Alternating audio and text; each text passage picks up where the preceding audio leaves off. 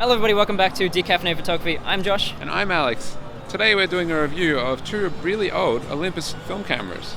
The amazing Olympus Trip 35 and the XA2. Hey, well, I guess we'll see which one's better in a little short while, won't we, Josh? Might need a little bit of convincing, Alex. But anyway, let's get out there and shoot some Olympus. So the XA2 was made in 1980. I mean, it is pretty straightforward. On the top it has the clamshell cover, as well as a soft release shutter, which is red. When the clamshell slides open, the rangefinder is right in the middle of the camera. And on the front is a lever for the 3 zone focus modes. Underneath on the right is a battery check and self-timer switch. There is nothing notable on the back apart from the winder, and on the left are the connectors for the flash. The Olympus Trip 35 was introduced to the market in 1967.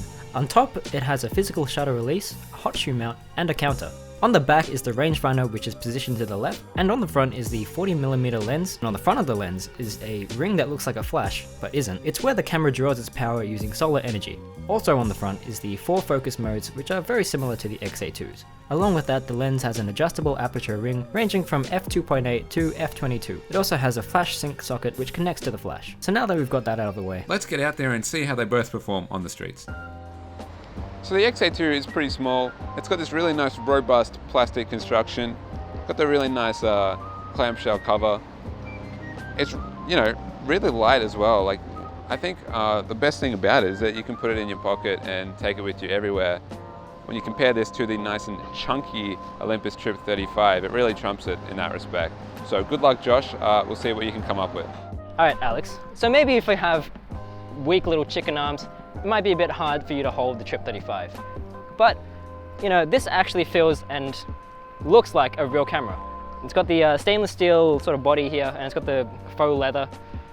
Very similar to the Fujifilm X100. If you haven't seen that, the video will be up there or like in the description. So because of the larger form factor on the Trip 35, there was no need for Olympus to actually compromise on anything, unlike the XA2. For example, the red shutter button, the very sensitive red little shutter button on the XA2 is just a pain to work with. It's spring-loaded, this one. It's spring-loaded, and you can feel it when you take the photo. You know when you're taking the photo. I think I win this one, Alex. I think I win the shutter button contest, Alex. So while I will concede that this red button is really bad, I have taken lots of accidental shots with it, and for my liking, it's not very good.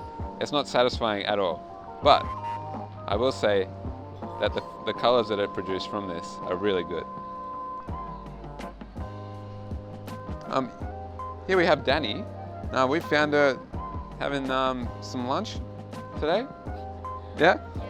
She's going to be our model. We're going to go for a walk and test out the vibrant colors of the XA2.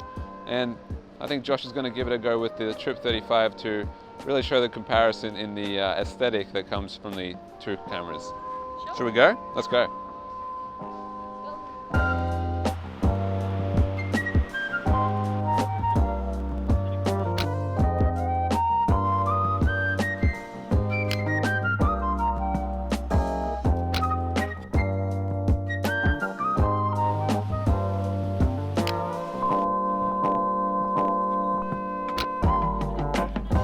Urban Explorer.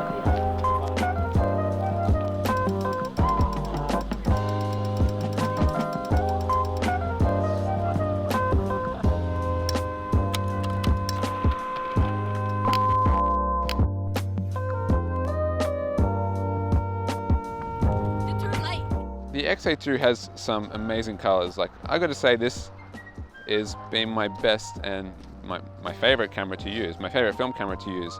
I've used plenty of them, and the colors that come out of this are just amazing.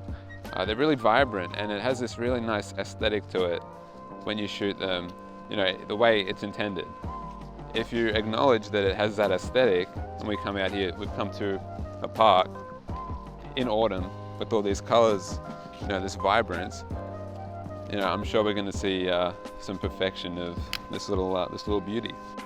So the Trip 35, admittedly, it doesn't have the best colors. Definitely not as good as the XA2. It gives a much colder, sort of bluer, less saturated image. But I definitely wouldn't say that's a bad thing, it's just a different aesthetic. The camera only has 2 shutter speeds, which can be the reason for why some of the shots can look underexposed or overexposed. It has a 140 and a 1/200 shutter speed, but as well as a manual aperture dial, which is something the XA doesn't have, which is fully automatic. You know me, I like my manual controls. It really works on days that are very overcast. It doesn't have too much dynamic range, too much range in the light, such as very harsh sunlight and very black shadows. Yeah, on an overcast day where lighting's very consistent, this is perfect for it. You win on the aesthetic part, but manual control definitely is a plus on this one and beats you. So another thing the Trip 35 didn't have to compromise on is the use of sci-fi technology. It has solar technology, solar energy technology inside this. It has the ring for it here. It can be mistaken for a flash. Most people do mistake it for a flash. I mistook it for a flash, but instead it is solar energy power. So that's pretty amazing. And the XA, what does it use? It uses a battery, a battery that you can never find. You go to any 7-Eleven or anything, it's like it's not there. Where can you find the battery? You're gonna have to stock up. No worries. No worries here, Alex. The perfect camera. I'm not sure the battery is necessarily readily available everywhere, so I will concede defeat on that one when you compare it to the Trip 35. There's nothing special here, no solar power or anything like that, any of that jazz, but it does its job.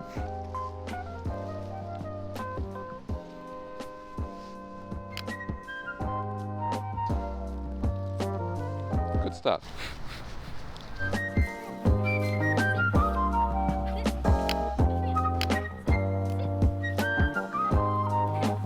So the metering on this thing is insane.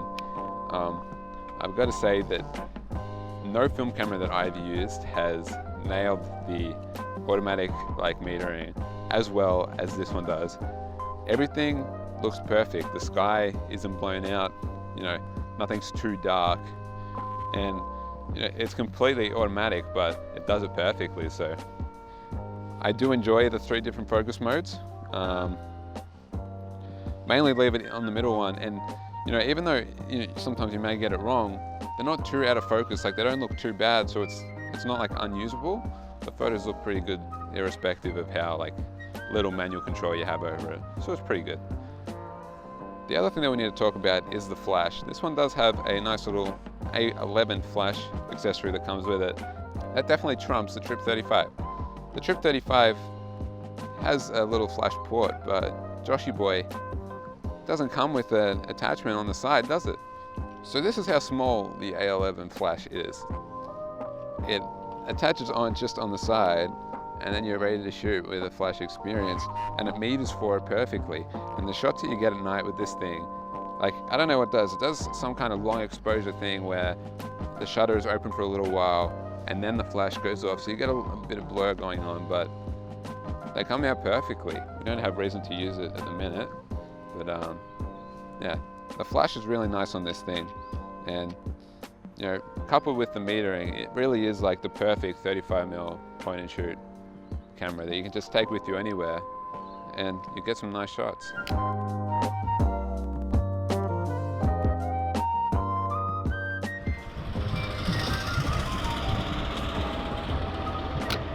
So I will agree with you on the fact that the Trip 35 definitely does not have a proprietary flash that you can carry around in your pocket.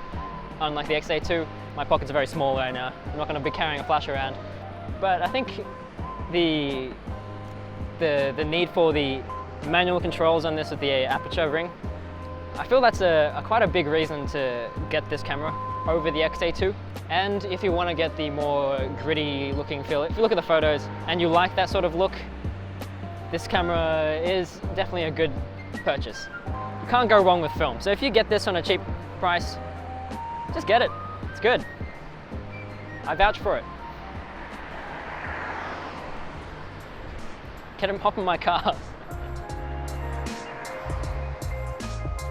Well, on that awkward note, thanks everybody for watching. Please leave a like if you liked the video, and give us a sub. Be sure to check out our social media channels down below if you want to. That should be down there. What I would say about the Trip 35 is that it does produce some very nice photos, but as you can see, like, most of the photos are very blown out. Yeah, they're washed out. It doesn't really retain the colors too well. When you compare that to the XA2, like the sky was, like the detail was retained. Yeah, definitely not as blown out as mine. Another thing that we both sort of struggled on is the focusing. Zone focusing, I feel, you either love it or you hate it. I really don't like it. It's hard to use. You kind of forget about it. Yeah, even though it does have the zones, it's still kind of hard to judge, so you really have to get used to it. I think when it comes down to it, the XA2 is a much better all-rounder. One thing that we do need to make clear is that we spoke about the colors and stuff and retaining the colors. Half our video could be irrelevant if you shoot black and white. I do agree. Overall, I think the XA2, it's around 10 years newer. It's really like evident in the photos that we've shot. Yeah, it's exactly. really evident. I'm pretty sure the Trip 35 is much cheaper than the XA2 at the moment. The Trip is a sort of cheap film camera you can go for, while the XA2 is more of a investment. Yeah. Alright everybody, thank you for watching. Give us some constructive criticism. We'll appreciate it.